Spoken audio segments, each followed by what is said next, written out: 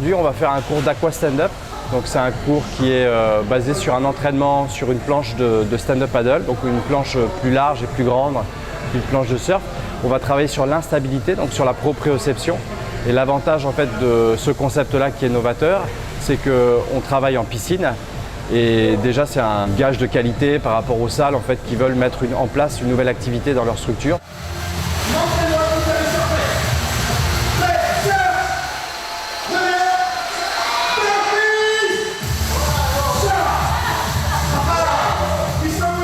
L'avantage qu'il y a de travailler sur une planche instable, c'est que la personne va avoir un engagement très fort sur le centre du corps, même en faisant des squats par exemple. Et l'avantage qu'il y a aussi, c'est qu'on va travailler tous les groupes musculaires. Voilà, ça dure 45 minutes, il y a 10 séquences de travail. Et sur ces 10 séquences de travail, on va avoir une alternance entre un travail cardio, un travail musculaire. Et on peut aller jusqu'à 650 calories en 45 minutes. Donc c'est énorme. Après, il faut vraiment connaître la chorégraphie pour arriver à un tel niveau de dépense énergétique, mais on peut arriver à le faire avec une connaissance du concept de la chorégraphie et c'est très vite accessible.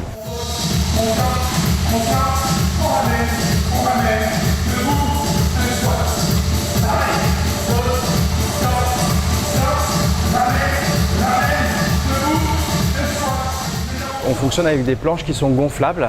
Donc les planches gonflables déjà sont plus résistantes, ça ne craint pas les chocs.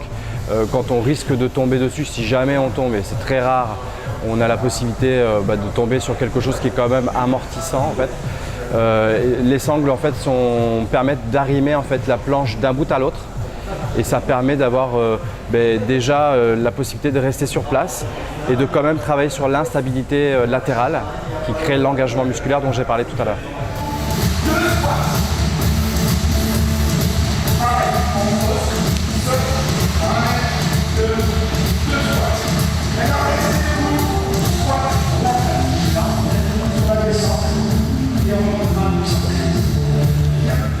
En fait, on n'a pas la prétention d'apprendre à faire ni du stand-up ni du surf.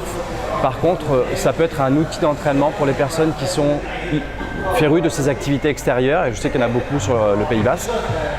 Ça peut vraiment être un atout pour avoir de meilleures sessions.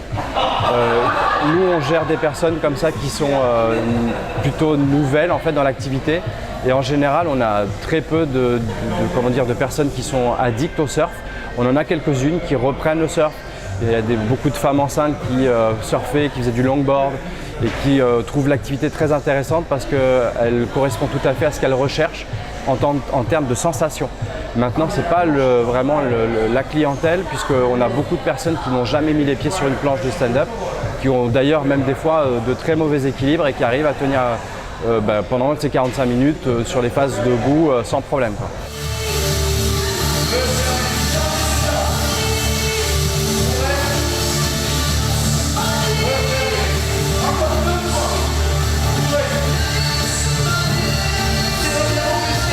L'activité d'aqua stand-up va pouvoir aider en fait, des gens qui voudraient se lancer en fait, dans une activité extérieure comme le stand-up paddle sur la mer.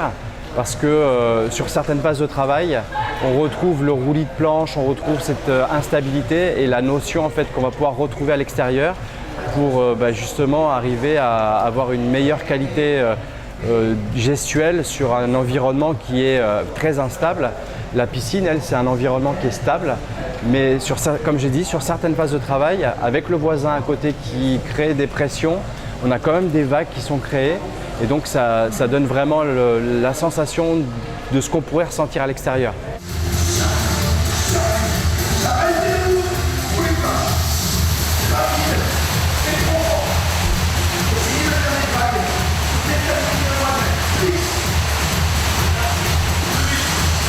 On a des phases de travail en aqua stand-up où on va ramer avec les bras, où on va faire du renforcement musculaire sur la planche, donc avec l'instabilité.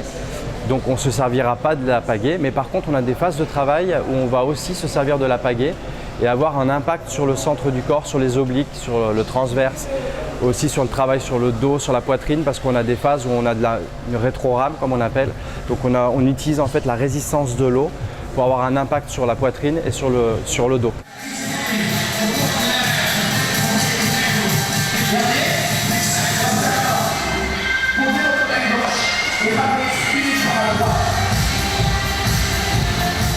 Le coach va être là pour donner les intensités qui vont convenir à la personne qu'il a en face de lui.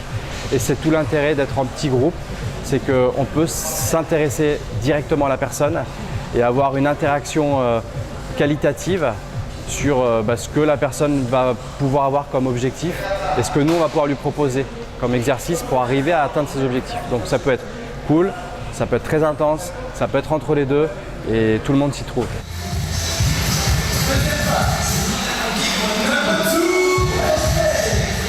Il y a une chorégraphie qui est construite. Ce qui est intéressant, c'est que la chorégraphie est construite de façon à ce qu'il y ait des phases d'activation cardiovasculaire, donc qui permettent d'avoir une activation et une grosse dépense d'énergie.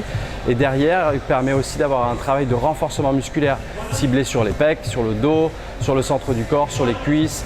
Voilà, donc tous les groupes musculaires sont ciblés. 10 séquences de travail sur 45 minutes.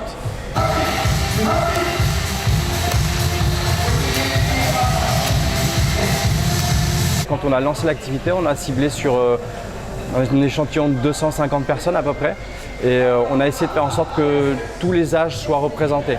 On a eu des personnes qui avaient 82 ans, qui ont réussi à se mettre debout, à faire tous les exercices.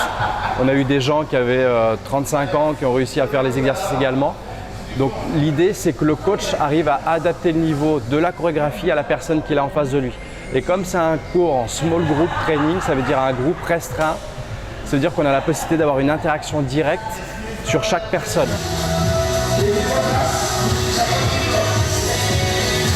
Les chorégraphies durent 3 mois, ce qui laisse le temps largement en fait, de comprendre les mouvements qu'on construit en fait, dans chaque chorégraphie.